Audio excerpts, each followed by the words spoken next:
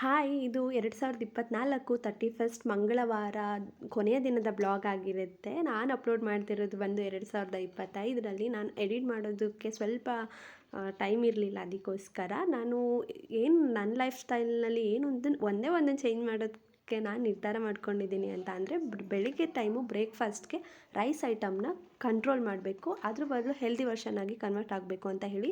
ಯಾಕಂದರೆ ನಾವು ಬೆಳಿಗ್ಗೆ ಏನು ತಿಂತೀವಿ ಅದ್ರ ಮೇಲೆ ನಮ್ಮ ದಿನ ಪೂರ್ತಿ ನಿರ್ಧಾರ ಆಗುತ್ತೆ ಅಂತ ಹೇಳ್ತಾರೆ. ಯಾಕಂದರೆ ದಿನ ಪೂರ್ತಿ ಆ್ಯಕ್ಟಿವ್ ಆ್ಯಂಡ್ ಸ್ಟ್ರೆಂತಾಗಿರಬೇಕಂದ್ರೆ ಬೆಳಿಗ್ಗೆ ಏನು ಬ್ರೇಕ್ಫಾಸ್ಟ್ ಮಾಡ್ತೀವಿ ಅದ್ರ ಮೇಲೆ ಡಿಸೈಡ್ ಆಗುತ್ತೆ. ಯಶಿಗೂ ಕೂಡ ಸ್ಕೂಲ್ ಇದ್ದಿದ್ದ ಕಾರಣ ಬೆಳಿಗ್ಗೆ ಆಮ್ಲೆಟ್ ಮಾಡಿಕೊಟ್ಟಿದ್ದೆ ತಿನ್ನೋದಕ್ಕೆ. ಅಲ್ಲಿಗೆ ಪೊಂಗಲ್ ಮತ್ತು ಚಟ್ನಿ ಮಾಡಿ ಹಾಕ್ಕೊಟ್ಟಿದ್ದೆ.